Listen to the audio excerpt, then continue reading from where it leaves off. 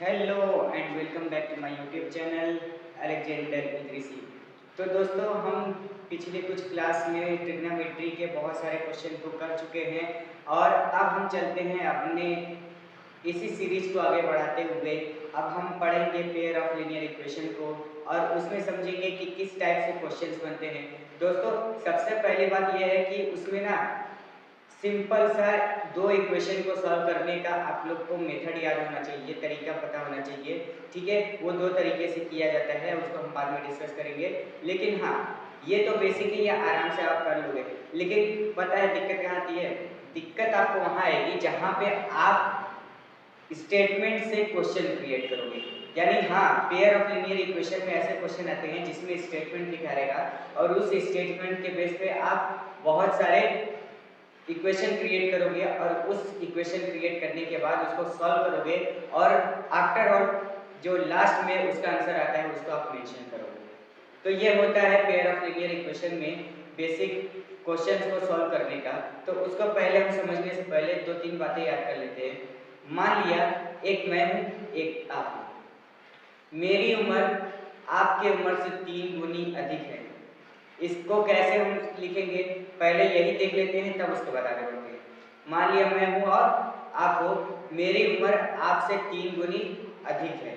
ठीक है, अब जैसे यहाँ पे मैं लिख देता हूँ, मान लिया मेरा उम्र जो है, जो माई एज है वो क्या है, एक्स है।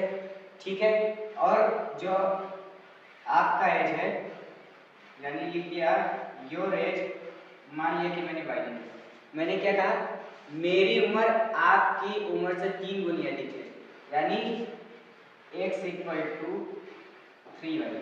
मेरी उम्र आपकी उम्र से 3 गुनी अधिक है कि नहीं है? ठीक है, इस तरीके से होता है।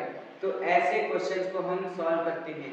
ठीक है, और इसको इस तरीके से बोल सकते हैं कि मेरी उम्र आपके उम्र का 3 गुना है। ठीक है, इस तरीके से बोल सकते हैं। तो हमें इस टाइप के क्वेश्चन को पहले क्या करना है, पेयर ऑफ लीनियर इक्वेशन को जब पढ़ेंगे तो उससे पहले हमें एनसीईआरटी के कुछ क्वेश्चन कर लेने चाहिए।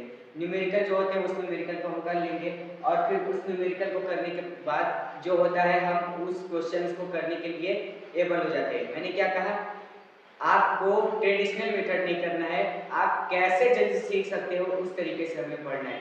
ठीक है, तो पेयर ऑफ लीनियर इक्वेशन पढ़ने का यही मेथड है कि आप पहले क्वेश्चंस जो सॉल्व है बुक में आप उसको लगाओ, उससे पहले आपको आइडिया आएगा और उस आइडिया के बेसिस पे आप क्या करोगे, आप उस क्वेश्चंस को सॉल्व करोगे। ठीक है, अब जैसे एक क्वेश्चन में उसको देख लेता हूँ और आपको बताता हूँ। जैसे इस क्वेश्चन को मैं अगर पढ़ूँ तो इसमें लिखा है कि इसको हम सॉल्व करते हैं।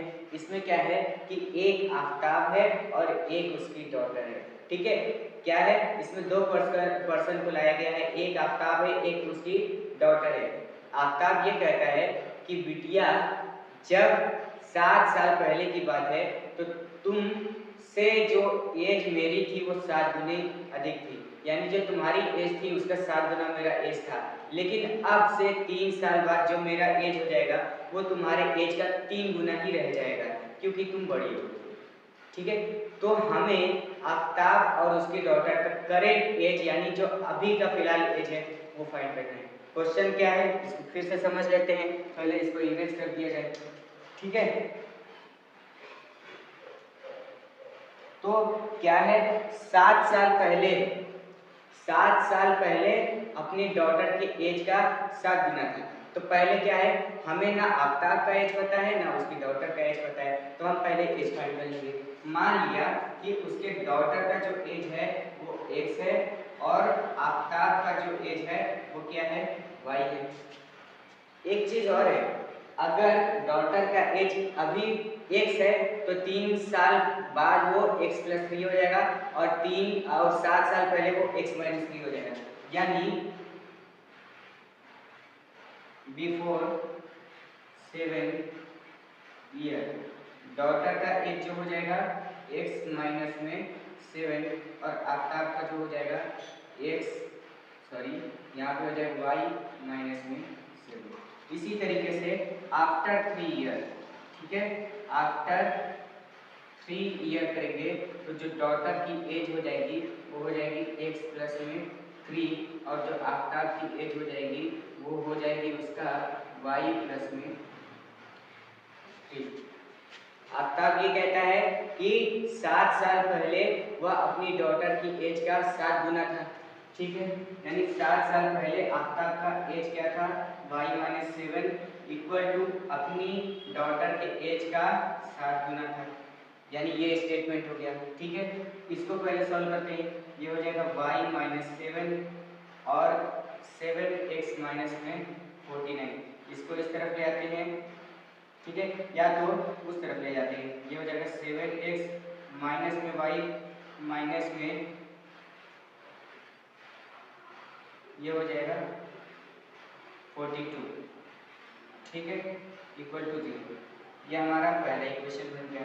अब 3 साल के बाद उसकी एज जो हो जाएगी y plus 3 equal to 3 into x plus में 3। अब इसको सॉल्व करते हैं तो ये हो जाएगा y प्लस में 3 इक्वल टू 3x प्लस में 3, तो 3x माइनस वाई और ये 3 से 3 खत्म, यहाँ पे आ जाएगा 0, ठीक है, सॉरी यहाँ पे 3 से 3 नहीं जाएगा, यहाँ पे 9 है, ठीक है, तो उस तरफ अगर ये जाएगा तो ये आ जाएगा कितना 6 आ जाएगा इक्वल टू 0। ये इक्वेशन 2 हो गया।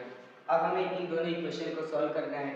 अब क्या करेंगे, यहाँ पे हम अगले स्टेप में ये करते हैं, इस इक्वेशन को सॉल्व करेंगे। आप ध्यान से देखिए कि इक्वेशन को कैसे सॉल्व किया जाता है, ठीक है। यहाँ से मैंने इसको उतारा, ये हो जाएगा 7x माइनस में y माइनस में 42 इक्वल टू 0, और ये क्या है, ये है 3x माइनस में y प्लस में 6 इक्वल टू 0। अगर हम इसको माइनस कर दें तो क्या हो सकता है, यहाँ पे माइनस करेंगे ये प्लस हो जाएगा, ये माइनस हो जाएगा, इसको माइनस करेंगे तो ये आ जाएगा 4x और इससे ये खत्म, और ये क्या हो जाएगा माइनस में 48 equal to 0, x equal to 48 divided by 4, यानी x जो आ जाएगा x आएगा 12। ये है डॉटर की एज, और उसके जो फादर की एज हो जाएगी y प्लस 7 कहाँ गया y प्लस 3, यानी यहाँ पे अगर हम आंसर में इक्वेशन में अगर इसको हम पुट कर दें तो 3x minus y plus 6 equal to 0 है, x की वैल्यू 3 इंटू में 12 minus y plus 6 equal to 0, ठीक है। यहाँ पे 36 हो जाएगा, 36 और ये 6 कितना 42, तो y इक्वल टू 42 आ जाएगा, ठीक है। तो इस तरीके से यह आंसर हमारा आ जाता है।